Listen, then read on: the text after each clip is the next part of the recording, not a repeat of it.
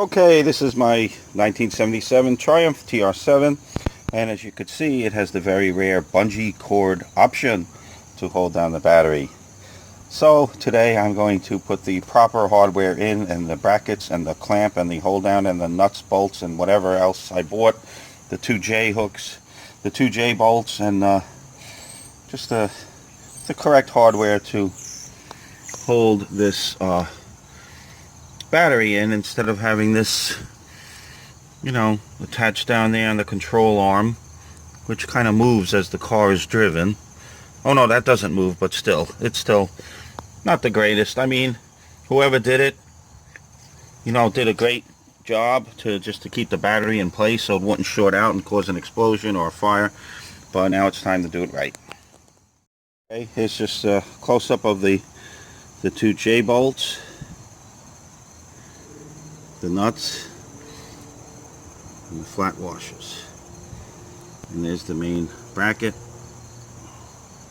Holds it down. And I think I'm forgetting my split locks. Yep, I have to go get the split. Gotta go get the split locks out of the trunk. Hold on. Here are the two split locks. There you go. Incidentally, somebody installed a battery headlight harness. I mean a headlight harness, so that the front headlights get power. So they get power from the battery and not through the switch. So the switch doesn't have to carry high current. And they did a great job installing it. However, there was no fusing, and they had this wire here coming off the battery and going to these relays. So the install, they did a great job, but there was no fuses. And anytime you have something, you really want to fuse things coming off the positive. So I added these fuses here. So soldered, shrink tube the wires together. I have two fuses in here. I think I just went with 15 amp fuses. And then here's the connector, and then that goes down to the relays. So at least I know that this is as safe as I can make it, just in case there's a short or something downstream. Don't have to worry about a fire or my battery getting drained. Okay, so let's get back to the battery hold down strap. The original fuses I bought, but they're really not for under the hood, so I did not use these fuses.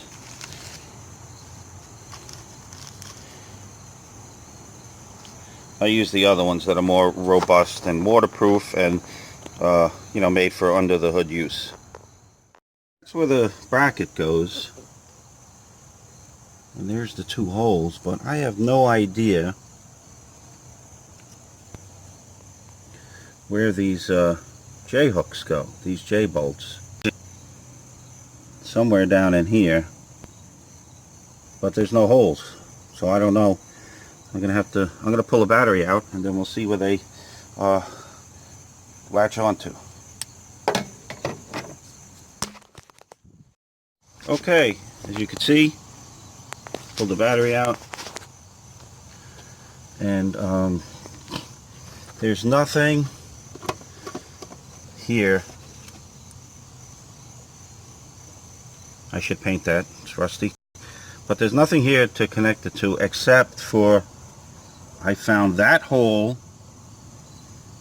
in the McPherson strut tower, and a similar hole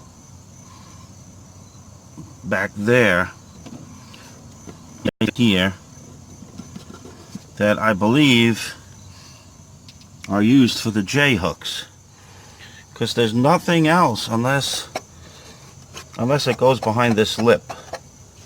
That's a possibility too. There's a lip here, let me focus. There's a lip here and a lip here, over here. So there's not many spots that these J hooks can go into. I'm thinking maybe here. don't know if you could see that. Yeah, that's the one in the shock tower, and the other one might go there. Alright, I'm gonna try it and then I'll show you guys which one I wound up using. I believe it is those holes that I showed you. The one down there, see it? And then there's one, oh, there it is. Right behind the cable there. I don't know if you could see that, but there's a hole there.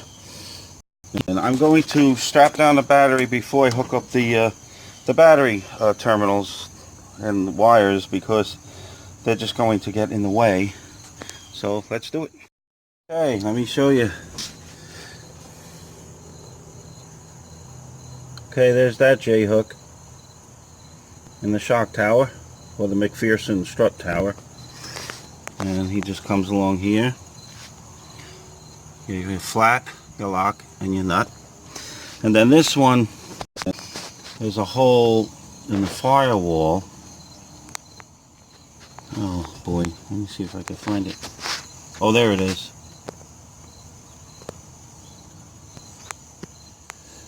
It's back in there.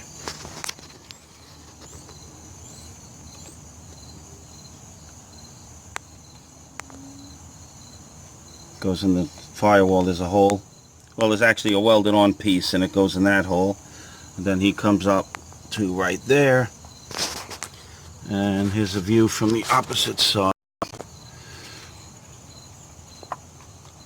That's what it looks like. So I just popped on the negative. I'm gonna just tighten down the terminals and tighten these nuts up, and we should be all set. Incidentally, when you're working on wiring on this car, it's easy to have the battery out of the car, because you could reach, including working on the rear carburetor. Take the battery out. Just gives you more room for your arms and to work, especially on the rear carburetor. You can see the rear carburetor is right there. So get this thing out, it's easy to work on that. Okay, I'm going to tighten everything up, and I'll take one more short video to show you the finished product.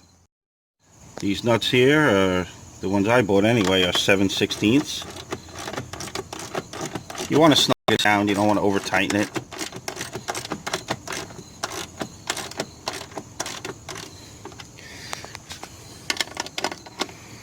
This one's a little bit harder to reach, but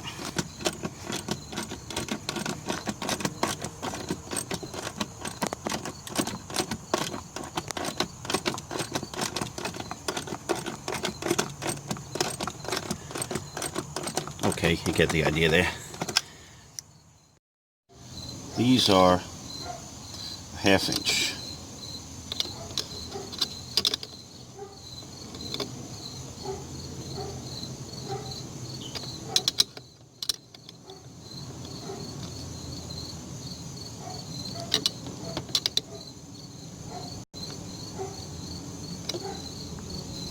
I'll get the positive one on there. Always put the positive on first, just in case you slip and short out against, say, a nut on the chassis.